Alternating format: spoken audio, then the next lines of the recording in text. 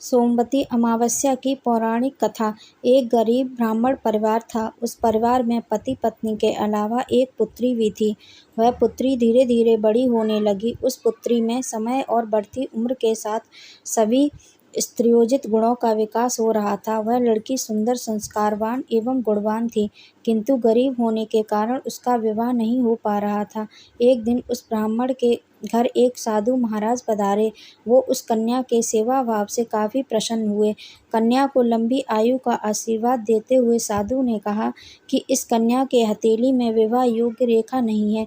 तब ब्राह्मण दंपति ने साधु से उपाय पूछा कि कन्या ऐसा क्या करे कि उसके हाथ में विवाह योग बन जाए। साधु ने कुछ देर विचार करके के बाद अपनी अंतर्दृष्टि से ध्यान करके बताया कि कुछ दूरी पर एक गांव में सोना नाम की धोबिन जाति की एक महिला अपने बेटे और बहू के साथ रहती है, जो बहुत ही आचार विचार और संस्कार संपन्न तथा पतिपरायण है।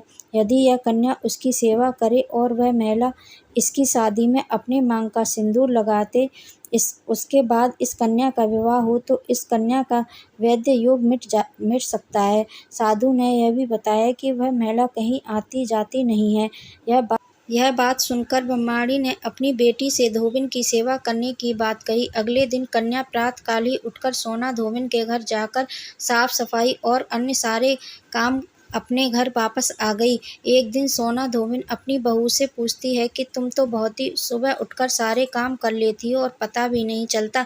बहू ने कहा, माँ जी, मैं तो सोचा कि आप ही सुबह उठकर सारे काम खुद ही खत्म कर देती हो। मैं तो देर से उठती हूँ। इस पर दोनों सास बहू निगरानी करने लगी कि कौन है जो सुबह ही घर का सारा काम करके चला जाता है। कई दिनों के बाद धोबिन ने देखा कि एक कन्या मुंह अंधेरे घर में आती है और सारे काम करके चली जाती है। जब वह जाने लगी तो सोना धोबिन उसके पैरों पर गिर पड़ी। पूछने लगी कि आप कौन हैं और इस तरह छुपकर मेरे घर की चाकरी क्यों करती हैं। तब कन्या ने साधु द्वारा कही गई सारी बात बताई। सोना धोबिन पतिपरायण थी, उसमें तेज था। वह तैयार हो गई। सोना धोबिन के पति थोड़ा अस्वस्थ थे। उसने अपनी बहू से अपने लौट आने तक घर पर ही रहने को कहा। सोना धोबिन ने जैसे ही अपने मांग का सिंदूर उस कन्या की मांग में लगाया, उसका पति मर गया। उसे इस बात का पता चल गया।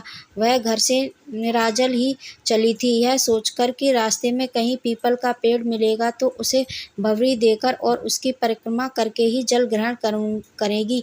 उस दिन सोमवती अमावस्या थी। ब्राह्मण के घर मिले हुए पकवान की जगह उसने ईंट के टुकड़ों से 108 बार भंवरी देकर 108 बार पीपल के पेड़ की परिक्रमा की और उसके बाद जल ग्रहण किया। ऐसा करते ही उसके पति के मुर्दा शरीर में वापस जान आ गई।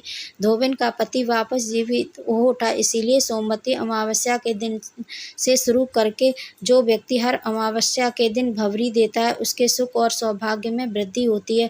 पीपल के पेड़ में सभी देवों का वास होता है। अंत जो व्यक्ति हर अमावस्या को ना कर सके, वह सोमवार को पड़ने वाली अमावस्या के दिन 108 वस्तुओं की भंवरी देकर सोना धोबिन और गौरी गणेश का पूजन करता है, उसे अखंड सौभाग्य की प्राप्ति होती है। ऐसी प्रचलित परंपरा है कि अब पहली सोमवती अमावस्या के दिन धान, पान, हल्दी, सिंदूर और सुपारी की भंवरी दी जाती है।